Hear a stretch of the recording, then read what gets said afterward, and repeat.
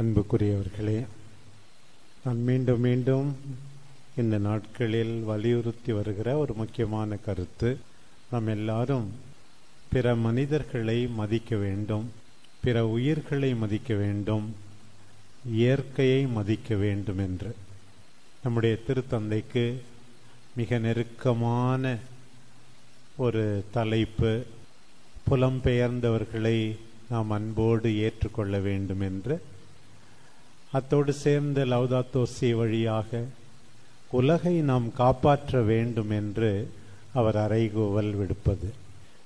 இன்றைக்கு பவுல் எவ்வாறு மற்ற மனிதர்களோடு பழகுகிறார், எப்படி மதிக்கிறார், எப்படி ஆண்டவருடைய அன்பை பரவச் செய்கிறார் என்பது நமக்கு முதல் வாசகத்திலிருந்து தெரிகிறது. பிலமோனுக்கு எழுதிய கடிதத்திலிருந்து பாருங்கள். அவர் பிலமோனை சில முறை பாராட்டுகின்றார். உன் அன்பை குறித்து பெருமகிழ்ச்சியும் ஆறுதலும் அடைகிறேன். உன்னால் இறை மக்கள் உள்ளம் புத்துயிர் பெறுகின்றது. நான் அடிக்கடி சொல்வேன், பாராட்டு எல்லா இதயங்களும் விரும்புகின்ற தாலாட்டு என்று. We should be generous in our appreciation of others. Pavul பிலமோனிடம் எப்படியெல்லாம் பேசுகிறார் பாருங்கள். அவரை மதிப்பதை மிக தெளிவாக காட்டுகிறார். நான் உனக்கு கட்டளை கொடுக்க முடியும், ஆனால் வேண்டுகோள் தான் விடுக்கிறேன். எவ்வளவு அன்பு பாருங்கள். நான் உன்னை வற்புறுத்த விரும்பவில்லை, நீ மனமுவந்து செய்வதைத்தான் நான் எதிர்பார்க்கிறேன். பாருங்க, பங்கருள் பணியாளராக இருக்கும்போது திருப்பலியினுடைய ஞாயிறு திருப்பலியினுடைய முடிவில் மீண்டும் மீண்டும் வேண்டுகோளா, அது வற்புறுத்தலா? சில பேர் சொல்றாங்க, மாடு பால் கறக்குதுன்னு கறந்துக்கிட்டே இருந்தால் கடைசியில் ரத்தம் தான் வரும். எங்கள் சாமியார் எப்போதான் காசு கேட்கறத நிறுத்துவாரோ தெரியலையே. ஃபாதரை கேட்டால் கோயிலுக்காக தானே நான் கேட்குறேன், கட்டாயப்படுத்துகிறாரு. சில பேர் வரி போடுறாங்க, ஒரு வீட்டுக்கு 3000 ரூபா, இந்த திருநாளுக்கு உடனே கொடுங்க, இவ்வளவு வேணும் அவ்வளவு வேணும்.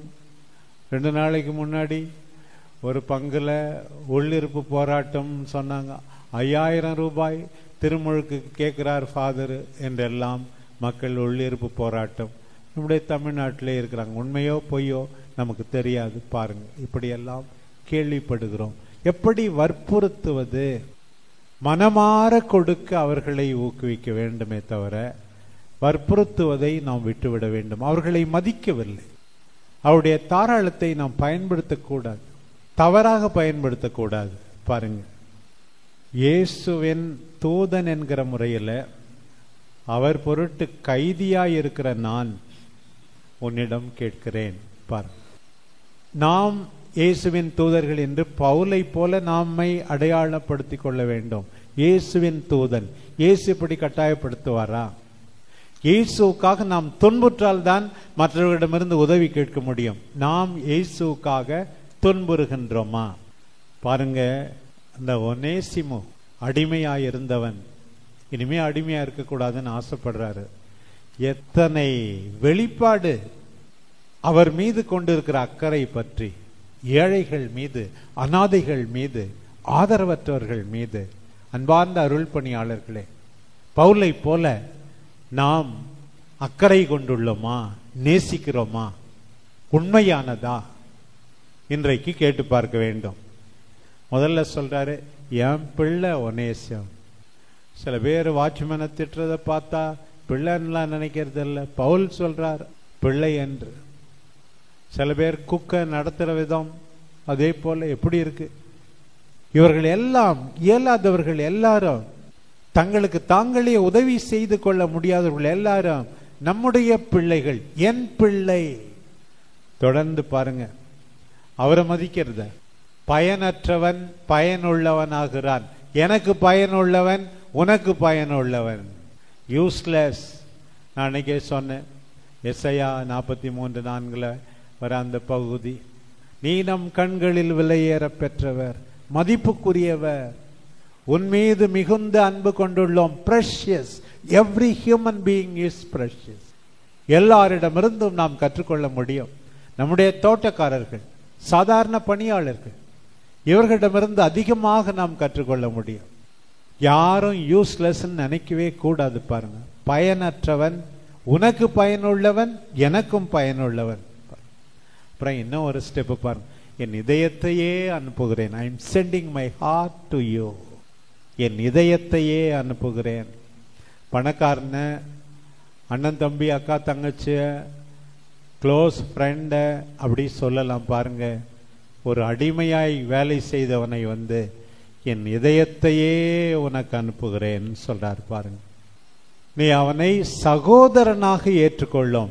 இது நாள் வரை அடிமையாக இருந்தான். He is our brother. Every human being is our brother. சகோதரனாக ஏற்றுக்கொள்ளும் என்று கேட்கிறார். பாருங்கள், இன்னும் ஒரு வார்த்தை, அவன் என் தனிப்பட்ட அன்புக்குரியவன். He is specially loved by me. ஒனேசிமோ அடிமையாதான் இருந்தான், ஆனா ஸ்பெஷலி லவ்ட் பை மீ. இன்னும் ஒரு சென்டென்ஸ் பாருங்க, என்னை ஏற்றுக்கொள்வது போல் அவனை ஏற்றுக்கொள்ளும். நானே வர்ற மாதிரி ஏற்றுக்கொள். பவுல் சொன்னார், கலாத்தியர் 4 வாசிக்கிறோம், நான் உங்களிடையே வந்தபோது என்னை ஒரு தேவதூதராக நீங்கள் ஏற்றுக்கொண்டீர்கள். ஏன்? இயேசு கிறிஸ்துவையே ஏற்றுக்கொண்டது போல நீங்கள் ஏற்றுக்கொண்டீர்கள். வேண்டுமானால் உங்கள் கண்களையே பிடுங்கி கொடுக்க தயாராயிருந்தீர்கள் சொல்றார். கலாத்தியர் 4 வாசிக்கிறோம். அந்த அளவுக்கு மக்கள் அன்பா இருந்தார்களாம். இப்ப அதே பவுல் ஒரு அடிமையை பார்த்து, என்னை ஏத்துக்கிற மாதிரி ஏத்துக்கப்பா பிலமோன். என்ன மக்கள் தேவ தூதனாக ஏற்றுக்கொண்டார்கள், இயேசு கிறிஸ்துவாக ஏற்றுக்கொண்டார்கள், எனக்காக கண்ணையே பிடுங்கி கொடுக்க தயாராயிருந்தார்கள். என்னை ஏற்றுக்கொள்வது போல ஏற்றுக்கொள்ளும். பாருங்க, அவன் ஏதாவது தீங்கு செஞ்சிருந்தா, கடன் பட்டிருந்தா, என் கணக்கில் எழுதிக்கோ, நான் கொடுத்துட்றேன். பாருங்க, சாலிடாரிட்டி. இன்னைக்கு solidarity with our people, with our sick people, poor people, people who are despised, ஒடுக்கப்படுகிற, மதிக்கப்படாத, ஏளனம் செய்யப்படுகிற அவர்களோடு ஒன்றிணைக்கின்றது தான். இந்த 3 கேரக்டரையும் பாருங்க, பிலமோன் நிச்சயமாக உள்ளம் தொடப்பட்டிருப்பார். ஏற்கனவே பவுல் 2 நல்ல வார்த்தை சொன்னார், தொடப்பட்டிருப்பார். ஒனேசிமுவை பாருங்க, பவுலை பாருங்க. இறை ஆட்சி, திருப்தி என்று அருள் பணியாளர் சொன்னார். இதுதான் இறை ஆட்சி. ஒருவர் மீது அக்கறை கொண்டிருப்பது, மதிப்பது, ஒருவரை பாராட்டுவது, அமைதியிலே நிறை மகிழ்ச்சியிலே வாழ்வது, இதுதான் இறை ஆட்சி. இறை ஆட்சியை பவுல் இப்படி கட்டி எழுப்புகிறார். பாருங்க, இன்றைக்கு ஆண்டவர் அங்கே எங்கேயும் ஓடாதீங்க, அங்க இறை ஆட்சி வந்துடுச்சு, இங்க இறை ஆட்சி. நமக்கு தெரியும் புதுமை, அதோ மாதா சுரூபம் கண்ணீர் வடிக்குது, ரத்தம் வருது, தண்ணியா ஊத்துது. எப்படி எத்தனை பேர் எங்கெங்கயோ சொல்றாங்க பாரு. இப்படி எல்லாம் புதுமைகள் ஓடுகிறார்கள் மக்கள். இதை பற்றி அற்புதங்கள் நிகழலாம், இதற்கெல்லாம் ஓடுகிறார்கள். சில பேர் அதை வியாபாரமாக்குகிறார்கள், அது வேறு விஷயம். அங்க எங்கே என்று ஓடாதீர்கள். இறை ஆட்சி உங்கள் நடுவிலே உள்ளது. அந்த இறை ஆட்சி உண்மையாகவே உதயமாவது எப்படி தெரியுமா? நான் துன்புற வேண்டும், நான் உதறி தள்ளப்பட வேண்டும். நீ துன்புற வேண்டும், உதறி தள்ளப்பட வேண்டும்.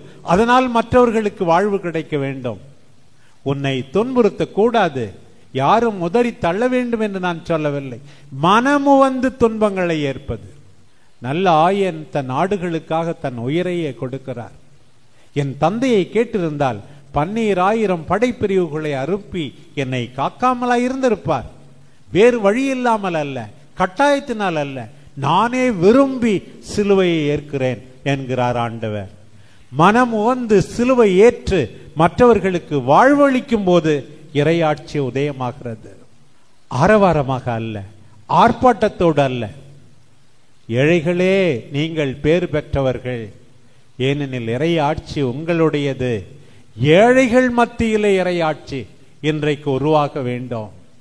பாருங்கள், எலியா அன்றைக்கு நெருப்பில் அல்ல, புயற் காற்றில் அல்ல, இடியில் அல்ல, தென்றல் காற்றில் கடவுளை கண்டார். அப்படி இறையாட்சி உருவாக வேண்டும். எல்லாவற்றை விட முக்கியமாக நான் புரிந்து கொள்கின்ற இறையாட்சி இதுதான். ஆன்மீகத்தின் சுருக்கம் இதுதான். இறை வார்த்தையை கேட்டு அதன்படி நடக்கின்ற சூழ்நிலை. எங்கே இறைவனுக்கு முதலிடம் கொடுக்கப்படுகிறதோ அங்கே இறையாட்சி. இந்த குடும்பம் அன்பான குடும்பம், அக்கறையான குடும்பம், ஜெபிக்கும் குடும்பம், கூடி வாழும் குடும்பம். அந்த குடும்பத்திலே இறையாட்சி. இந்த மறைமாவட்ட அருள் பணியாளர்கள் ஆயரோடு இணைந்து ஒருவரோடு இணைந்து அன்பாக பணி செய்கிறார்கள். அங்கே இறையாட்சி. இந்த பங்கிலே எல்லாரும் மதிக்கப்படுகிறார்கள். மதிக்கப்படாதவர்கள் யாரும் இல்லை. எல்லாருக்கும் ஒரு பங்கு இருக்கிறது. இந்த பங்குல அங்கே இறை ஆட்சி மிளர்கின்றது. மகிழ்ச்சி இருக்கிறது, உண்மை இருக்கிறது, நீதி இருக்கிறது. அங்கே இறை ஆட்சி. இதற்கெல்லாம் அடிப்படை ஒன்று புனிதமிகு நற்கருணை, இன்னொன்று வல்லமையுள்ள ஆண்டவருடைய வார்த்தை. ஆண்டவருடைய இறை வார்த்தையை கேட்டு அதன்படி நடக்கிற இடத்துல இறையாட்சி பிறக்கிறது. நீ புரிந்து கொள்வது போல அல்ல, சரியான மனசாட்சியோடு திரு அவையின் போதனையின் அடிப்படையில் புரிந்து கொண்டு அதன்படி நடப்பது இறையாட்சி. எத்தனையோ கொண்டாட்டங்கள், வழிபாட்டு முறைகள், சடங்குகள், சம்பிரதாயங்கள், ஜெப நேரங்கள், திருவழிபாட்டு கொண்டாட்டங்கள், அருமை இறை வார்த்தையை கேட்கின்ற நிலை, இதெல்லாம் கருவுறுவது. எப்போதெல்லாம் நாம் ஜெபிக்கிறோமோ, எப்போதெல்லாம் இறை வார்த்தையை கேட்கிறோமோ, வாசிக்கிறோமோ, தியானிக்கிறோமோ, நாம் கருவுறுகிறோம். கருவுற்றால் மட்டும் போதுமா? குழந்தையை பெற்றெடுக்க வேண்டாமா?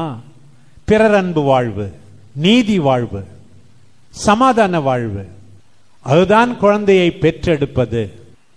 ஆண்டவரை கருவுற வேண்டாம். அவரில் நம்பிக்கை கொண்டிருக்கிறவர்கள் அவரை பெற்றெடுக்க வேண்டும், தங்கள் கடின உழைப்பினால், அக்கறையால், அன்பினால். இல்லை என்றால் அது ஆன்மீக கருக்கொலை ஆகிவிடும்.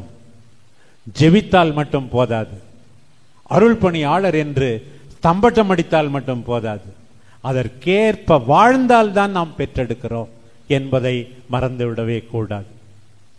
அத்தகைய இறையாட்சி நம்ம திருச்சி மறைமாவட்ட அளவிலும் பங்கு அளவிலும் எல்லா நிறுவனங்களிலும் மேன்மேலும் வளர வேண்டும் என்று ஆண்டவரிடம் வேண்டுவோம். அதுதான் உண்மையான இறையாட்சி.